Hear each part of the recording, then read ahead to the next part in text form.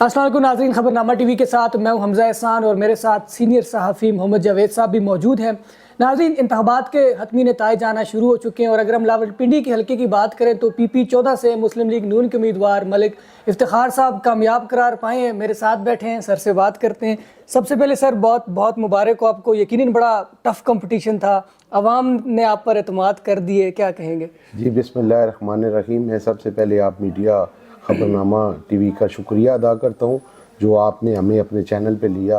फिर उसके बाद मैं अपने हल्का इंतखाब के एक एक वर्कर तो नहीं मैं कहूँगा, जो हमारी पार्टी के सरबराह हैं, क्योंकि जो असल वोटर है यही सरबराह होता है। तो मैं एक एक भाई का शुक्रिया अदा करता हूँ, अपनी माओ बहनों का शुक्रिया अदा करता हूँ जिन्होंने उस दिन अपना पूरा टाइम दिया और हमें इस कामयाबी पे लेके आए। मैं उन सब अपने कैंट के एक एक बुज़ुर्ग का, नौजवान का, माओ बहनों का शुक्रिया अदा करता हूँ। सर आपके जो हरीफ हैं उन्होंने बाज़ जगहों पे क्लेम भी किए कि धांधली हुई है और चैलेंज भी कर दिए, आपके हल्के से नताइज चैलेंज तो नहीं हुए?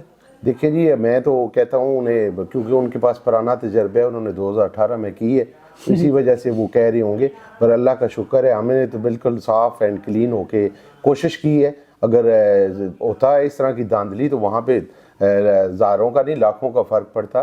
तो बाकी हम तो यही चाहते हैं कि अल्लाह ताला जो कामयाब हुए उसे हम मुबारकबाद देती हैं। जो इलेक्शन हार गया उससे कहते हैं कि आप मेहनत करो, लोगों के साथ और ज़्यादा मेहनत करो। अल्लाह ताला जिसके नसीब में कामयाबी लिखी है अल्लाह ने उसको देनी ही देनी।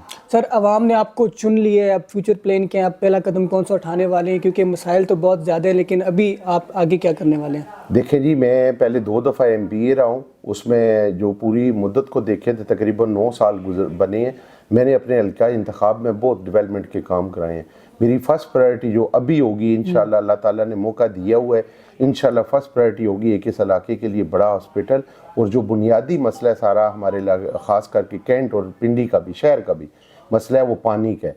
तो हमारी अवलीन तरजीह यही होगी कि लोगों को साफ़ सुथरा पानी और हेल्थ का, और फिर तीसरा जो हमारा मिशन है वो एजुकेशन है। बेहतरीन किस्म का लोगों को आसान और बेहतरीन सहूलत मिले, जिसमें लोगों के प्राइवेट स्कूल से बजाय लोग सरकारी स्कूल की तरफ आएँ। जो आज से 20-30 साल पहले लोगों के अंदर ये रिवाज था कि हर बंदे की ख्वाहिश होती थी कि मैं अपने बच्चों को एक अच्छे और आला तालीम दिलवाने के लिए गवर्नमेंट स्टेशन पे लेके जाऊँ। ठीक है सर, बहुत शुक्रिया। ये थे मलिक इफ्तिखार साहब। सबसे पहली जो इनकी प्रायोरिटी होगी वो इस हल्के में हस्पताल है, वो कायम करेंगे और फिर साथ साथ तरक्की के तमाम जो काम है वो भी जारी और सारी रहेंगे। बहुत शुक्रिया।